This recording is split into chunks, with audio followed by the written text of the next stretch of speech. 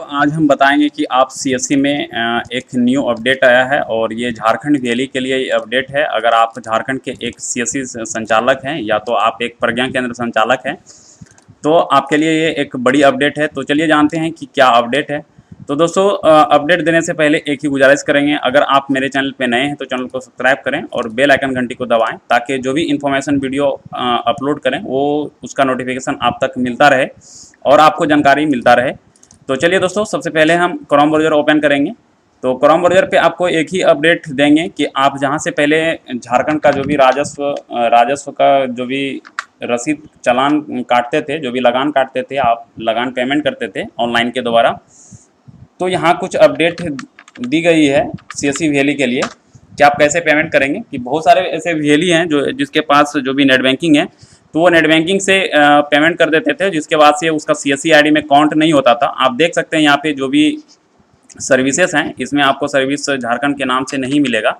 आप यहाँ पे देखेंगे तो यहाँ पे अपडेट नहीं किया गया है, तो यहाँ पे आपको इतने सारा सर्विस मिलेगा। आपको जो भी सर्टिफिकेट है, जो भी राहत योजना है और जो भी यूआईडी का काम किए हैं उसके लिए यहाँ पे अपडेट है।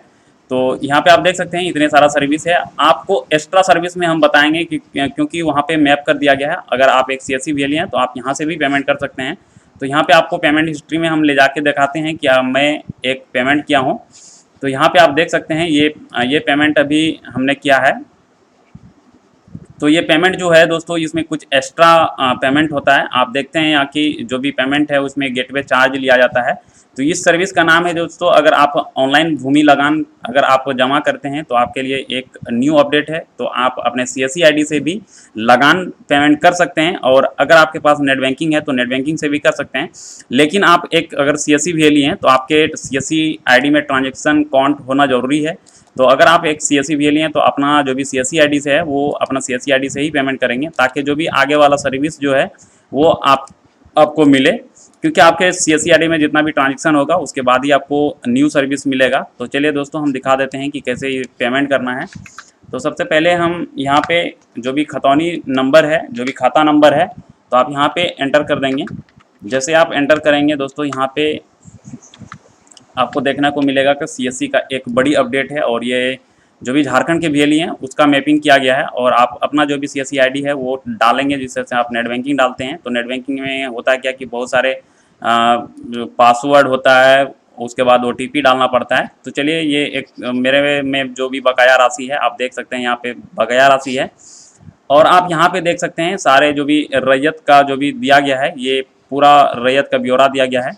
तो आप यहाँ पे देख सकते हैं। उसके बाद अगर आप रजिस्टर्ड 2 देखना चाहते हैं तो यहाँ से देख सकते हैं। अगर आप एक जो भी सीएससी वैली हैं, अगर आप बिहार से भी हैं तो आप बिहार का जो भी अपडेट है वो कमेंट बॉक्स में आप नीचे बता सकते हैं कि आपके वहाँ पे क्या अपडेट है और कैसे आप लगान भुगतान करते हैं। क्योंकि वहाँ पे भी ऑनलाइन है। आप वहाँ पे बिहार के राजस्व भूमि साइट पे अगर आप जाएंगे तो वहाँ से आप ऑनलाइन लगान चालान आप ऑनलाइन कर सकते हैं। तो यहाँ से पिछला भुगतान देखें पे क्लिक करेंगे तो आपका जो भी पेमेंट पहले हुआ है वो आप देख सकते हैं। तो हमें अभी ये भुगतान नहीं देखना है। उसके बाद हम यहाँ पे भुगतान ऑनलाइन करे पे क्लिक करेंगे।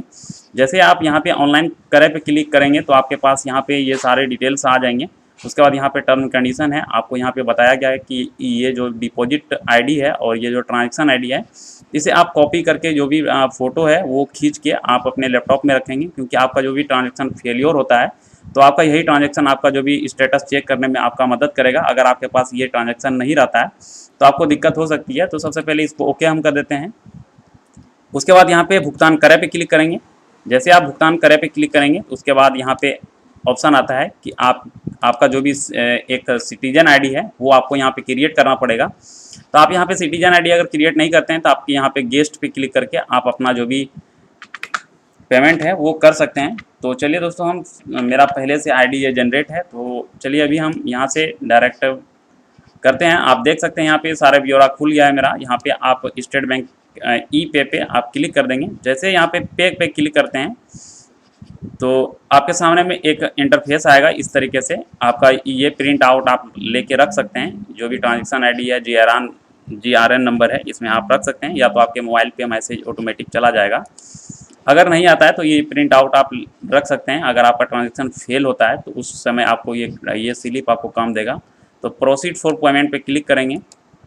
तो जैसे आप प्रोसीड फॉर पेमेंट पे क्लिक करते हैं तो यहाँ पे देखने को मिलता है दोस्तों, यहाँ पे आप देख सकते हैं, यहाँ पे पेमेंट है। आप यहाँ पे आ जाएंगे, यहाँ पे QR कोड मिलेगा। अगर आप वॉलेट पे क्लिक करते हैं तो वॉलेट पे आपको यहाँ पे आता है CSC वॉलेट। तो CSC जो भी आपका CSC ID है, वहाँ पे अगर आप CSC पे क्लिक करते हैं तो आपका यहाँ पे 5 रुपया फीस लेता है। आपका ये 5 रुपये आपका जो भी फ़ी है वो आपको अपने ID से एक्स्ट्रा चार्ज कटेगा, तो आप कस्टमर से वो फ़ी ले सकते हैं। तो यहाँ पे देख सकते हैं दोस्तों, यहाँ पे CSC वॉलेट दिया गया है और यहाँ पे आपका जो भी है CSC ID, अगर आपका 12 डिजिट का जो भी CSC ID है यहाँ पे एंटर करेंगे। जैसे आप यहाँ पे एंटर करते हैं दोस्तों, यहाँ पे आपको दिखा देते हैं। जैसे आप यहाँ पे एंटर करते हैं उसके बाद यहाँ पे क्लिक कर देते हैं। जैसे आप पे क्लिक करते हैं दोस्तों, डायरेक्ट आपका CSC जो पेमेंट पेज है आपको यहाँ पे दिखा देते हैं। यहाँ पे आप देख सकते हैं, यहाँ पे पेमेंट गेटवे जो है यहाँ पे मेरा ऑन हो चुका है। यहाँ पे जैसे पासवर्ड एंटर करेंगे उसके बाद आप पिन एंटर करेंगे, उसके बाद आपका जैसे ही पेमेंट होता है सिंपली जिस तरह से आप नेट बैंकिंग से पेमेंट कटाते हैं वही पेमेंट प्रोसेस आपका होगा। यहाँ आपका जो भी CSC ID से पेमेंट कटेगा तो आपके CSC ID में काउंट होगा। तो आपको इस तरीके से आपको पेमेंट कर लेना है। उसके बाद अगर आप चाहेंगे कि नहीं हमको नेट बैंकिंग से करना है तो आप नेट बैंकिंग से भी कर सकते हैं। तो यही अपडेट था दोस्तों, और आप अब CSC ID से भी आप अपना जो भी भूमि लगान है वो अपना पेमेंट कर सकते हैं।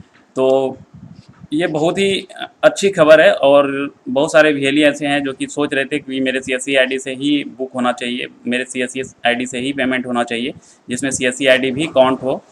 तो चलिए दोस्तों, आज यही तक, मिलते हैं नेक्स्ट वीडियो में। Bye bye.